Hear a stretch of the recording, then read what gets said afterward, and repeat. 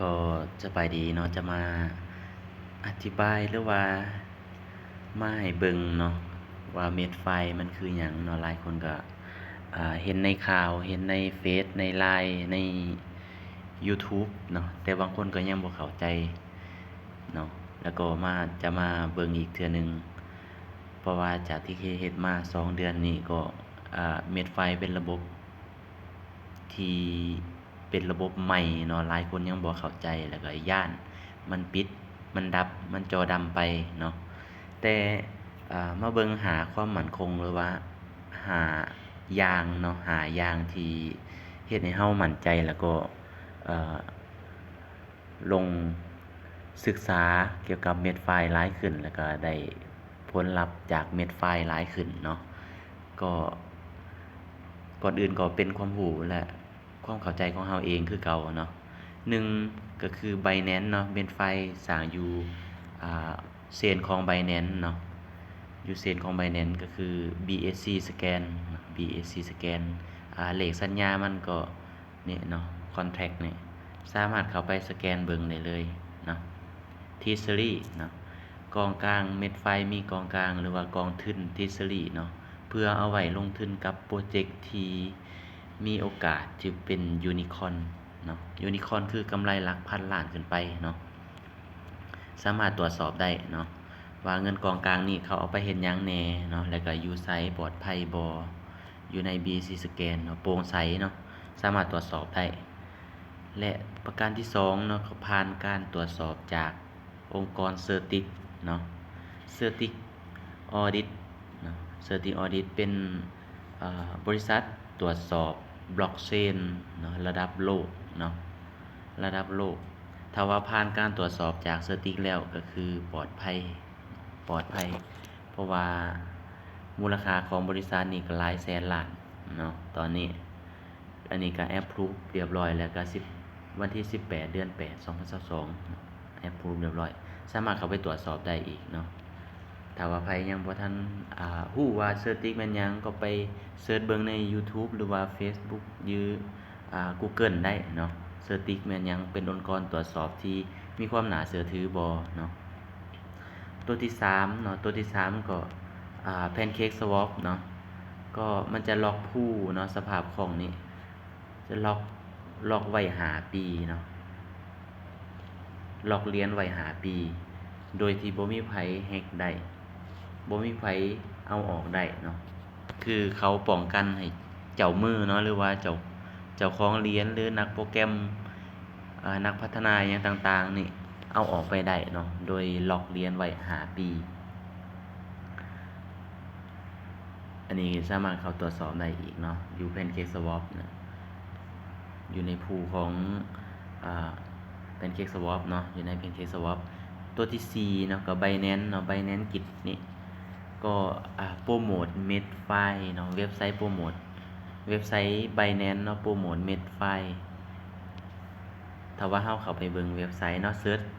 ร์ชหาเม็ดไฟแล้วก็กี่ต่อ Binance ก็ได้เนาะแล้วมันจะขึ้นเว็บไซต์ของ Binance เนาะที่โปรโมทเม็ดไฟอยู่เนาะ How to buy เม็ดไฟ token เนาะขนาด Binance ก็เป็นกระดานใหญ่อันดับโลกเนาะก็ยังโปรโมทเม็ดไฟก็มีความน่าเชื่อถือส่ำใดก็ลองไปศึกษาเบิ่งเองเนาะนี่ก็ประการที่5เนาะข้อที่5ก็เม็ดไฟเป็นระบบดาว 100% เนาะเต็ม 100% เป็นระบบองค์กรอัตโนมัติเนาะแบบกระจายศูนย์ 100% โดยที่บ่มีเจ้าของหรือบ่มีเจ้ามือเนาะถือครองเหรียญหลายหรือว่าสามารถลักผู้หรือปิดโตไปเนาะเพราะว่ามันเขียนสัญญา30 ฉบับเนาะ Smart Contract 30 ฉบับอยู่ใน Snapshot เนาะสามารถเข้าไปเบิ่งได้เนาะอันนี้เป็นหยังจึงมั่นใจเป็นหยังจึงเว้าว่าเม็ดไฟนี่เป็นองค์กรอัตโนมัติแท้จริงเนาะและก็น่าเชื่อถือและก็ ปลอดภัยเนาะอยู่ในบล็อกเชนอย่างแท้จริงก็บ่มีไผแฮ็กได้เนาะอันนี้เม็ดไฟมีอายุ6เดือนแหละเนาะเพราะว่ามันเกิดหรือว่าเขารันโพรเจกต์มานี่เดือน5เนาะวันที่21เดือน5 2022เนาะนับจากนี้ไปก็6เดือนแล้วเม็ดไฟมีอายุ6เดือนเนาะแล้วก็ได้มีองค์กรเพิ่มขึ้นเนาะยังบ่น่าเชื่อเนาะเขาเขียนว่าอย่างบ่น่าเชื่อเนาะแล้วก็ต้องเป็นความพยายามของเม็ดไฟทั้งหมดเลยสิ่งสำคัญเนาะเม็ดไฟ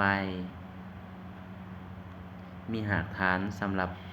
ความยั่งยืนแล้วก็ระยะยาวโปรโตคอลได้ตั้งอยู่บนพื้นฐานความมั่งคั่งเนาะครับว่าเสริมด้วยโทเค็นก็คือเม็ดไฟแหละเนาะมั่นคงและยั่งยืนซึ่งน่าเสียดายที่บ่แม่นเรื่องปกติของในพื้นที่ของเฮาเนาะอันนี้แม่นที่เฮาเว้ามาบางอย่างนี่เนาะก็คือเขาเขียนล็อกสภาพคล่องเนาะล็อกสภาพคล่องเป็นเวลา5ปีเนาะสามารถเข้าไปตรวจสอบได้ว่าเม็ดไฟล์นี่มีการล็อกเนาะล็อกเหรียญป้องกันลักผู้เนาะแล้วก็มี BUSD เนาะจับคู่กับเม็ดไฟล์นี่เม็ดไฟล์จับคู่กับ BUSD นี่อยู่ใน PancakeSwap เนาะล็อกไว้5ปีเนาะเป็นโปรเจกต์เนี่ยเขาจะบอกว่าเนื่องจากสภาพคล่องเป็นกุญแจสำคัญเนาะเช่นเดียวกันกับหลายๆโครงการกำลังเรียนรู้อย่างหนักในช่วง3 สัปดาห์เนาะก็ตัวอย่างกระดาน FCX นั่นแหละเนาะขาดสภาพคล่องเนาะบ่มีเงินหมุนเวียนก็เลยปิดโตหรือว่ายืนล่มละลายไปเนาะเม็ดไฟคิดและวางแผนไว้ก่อนที่จะเปิดโตเม็ดไฟดาวเป็นเจ้าของและควบคุมสภาพคล่องของตัวเองซึ่งเป็นสิ่งที่หาได้ยากในภาพธุรกิจใดๆนับภาษาหยังกับการเข้ารหัสลับนี่แหละเนาะและผ่านมา6เดือนเนาะสัญญาอัจฉริยะเนาะได้เริ่มถูกตรวจสอบจากเซอร์ติกเนาะเพราะว่าผ่านซุ่มซ่นโหวตเนาะจากที่เราอ่านในไวท์เปเปอร์เนาะหรือว่าอ่านในข้อมูลของมันซุ่มซ่นในผ่านการโหวตแล้วมีการโหวตให้องค์กรเซอร์ติกนี่ตรวจสอบเนาะเขามาตรวจสอบก่อนจะตรวจสอบได้เนาะเขาก็บ่แม่นว่าสิเข้าไปตรวจสอบง่ายๆเนาะองค์กรระดับโลกเนาะมีมูลค่าหลายแสนล้านก็ต้องมีการว่าจ้างเนาะหรือว่าไปดีลไปหาให้เขาแหละเนาะหาองค์กรเซอร์ติกมาตรวจสอบให้เนาะเพราะว่าอยู่บ่อยู่มันมีหลายโปรเจกต์มีหลายโครงการมีหลายหมื่นโครงการมีหลายหมื่นโปรเจกต์เนาะที่ว่าอยากให้ก่อนที่จะให้เขาไปตรวจสอบได้เขาก็ต้องไปยืนเนาะไปยืนไปเชิญให้มาตรวจสอบแล้วก็อย่างยื่นให้เพราะว่าเครดิตหรือว่าองค์กรนี้ใหญ่ระดับโลกแล้วก็มีความน่าเชื่อถือเนาะถ้าว่าองค์กรเซอร์ติกอนุมัติเนาะอนุมัติแล้วก็ผ่านการตรวจสอบแล้วก็ถือว่าปลอดภัยและมั่นใจสำหรับชุมชนเนาะก็เลยมีการโหวตให้องค์กรเซอร์ติกเขามาตรวจสอบเนาะสามารถเข้าไปอ่านเบิ่งในเว็บไซต์ได้เนาะเดี๋ยวจะวางข้อความรูปนี้เนาะอยู่ในใต้คลิปเนาะสามารถเข้าไปอ่านได้เนาะเดี๋ยวได้รับการเผยแพร่เนาะจาก GitHub เนาะเพื่อให้ทุกคนสามารถยืนยันได้ว่าพวกเขาทำงานตรงตามที่เซอร์ติกเนาะตรวจสอบอันนี้ปกขาวหรือว่าเว็บไซต์เนาะแหละผ่านมาหลังจากเปิดโตเนาะ7 อาทิตย์7 สัปดาห์น่ะได้เผามูลค่าเนาะเหรียญเม็ดไฟเนาะ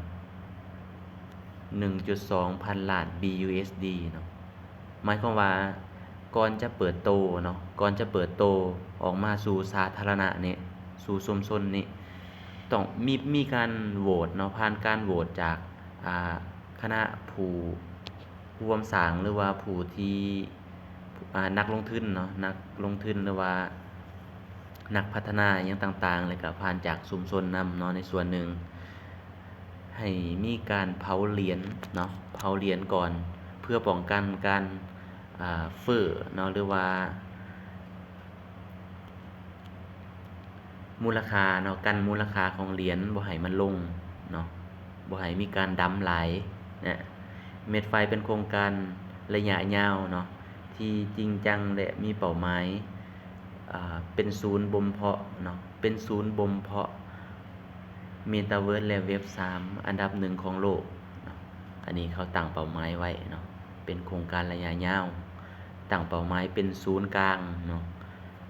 บ่มเพาะองค์โปรเจกต์เมตาเวิร์สหรือเว็บ3เนาะและชุมชน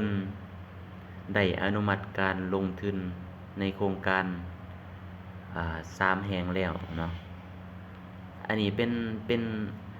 ป็นศูนย์กลางเนาะเป็นศูนย์กลางเป็นแหล่งทุนหมายความว่าเป็นแหล่งทุนนั่นแหละสำหรับโปรเจกต์หรือว่าบริษัทหรือว่าองค์กรเนาะที่มีการพัฒนาหรือว่าพัฒนาในโลกเมตาเวิร์สหรือเว็บ3เนาะแล้วก็ต้องการทุนเป็นแหล่งทุนเนาะให้เขาตอนนี้ก็ผ่าน3โปรเจกต์แล้วเนาะก็คือ Big Time เนาะ Big Time เป็นบริษัทใหญ่เนาะที่มีการพัฒนาเกี่ยวกับเกมเนาะเกม Big Time เกมเนี่ยผู้สร้างหรือว่า CEO ก็เป็นผู้เดียวกันกับสร้างเหรียญมานาหรือว่าเหรียญมานาเนาะเหรียญเกมอันนี้เขามาเบิ่งได้เนาะเว็บไซต์ของBig Time เนาะแล้ว Angel Box เนาะก็ผ่านแล้วเนาะ Angel Box ก็ผ่านแล้วนะ IMX ก็ผ่านแล้วเนาะก่อนจะผ่านหรือว่าไปลงทุนกับโปรเจกต์นี้ได้เนาะก็ต้องผ่านการโหวตจากชุมชน Snapshot เนาะโหวตถ้าว่าโหวตผ่านจึงสามารถเอาเงินกองกลางหรือว่าเงินในทีเซอรี่เนาะไปลงทุนกับโครงการนี้ได้เนาะแสดงว่าถ้าว่าโครงการนี้ประสบผลสำเร็จเนาะเป็นยูนิคอร์นหรือกำไรหลักแสนล้านพันล้านแสนล้านขึ้นไปเนี่ยทุกคนเนาะที่อยู่ในชุมชนของ Medfy หรือว่าถือครอง NFT ของ Medfy อยู่เนาะจะได้ปันผลเนาะปันกำไรทุกคนที่ถือครองเนาะแล้วแต่เราจะถือครอง NFT ตัวใดเนาะอันนี้จากที่เราทำความเข้าใจเนาะก็เลยอยากมาแบ่งปันเนาะว่าโปรเจกต์นี้ถ้าว่าประสบผลสำเร็จนี่หลายคนก็ยังสงสัยว่าสิเอาเงินเนี่ยไสมาจ่ายเนาะและมันบ่ปิดบ่ดับไปบ่ทุกอย่างที่เฮ็ดให้มั่นใจเนาะก็คือข้อมูลเนาะข้อมูลครบว่ามันโปร่งใสแท้จริงบ่เนาะสามารถตรวจสอบได้ทุกธุรกรรมทุกประการเนาะในเว็บไซต์ก็เปิดเผยเนาะและกระเป๋ากองกลางทฤษฎีก็เปิดเผยอย่างเช่นเดียวกันเนาะเนี่ยนะในการชุมชนลงมติเนาะขอเสนอ17ฉบับสำคัญเนาะทั้งหมดตรงผลกระทบต่อดาวเนาะมันมีเว็บไซต์ชุมชนเนาะมีสิทธิ์เนาะโหวตหรือว่าต้องผ่านการโหวตจากชุมชนนั่นเอง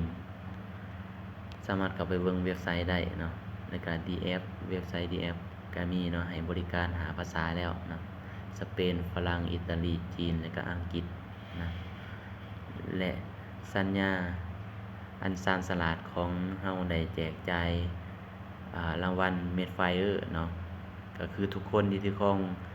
Medfire หรือว่าเป็นผู้โปรโมทอยู่นี่แหละเนาะ 18.6 ล้าน BUSD แล้ว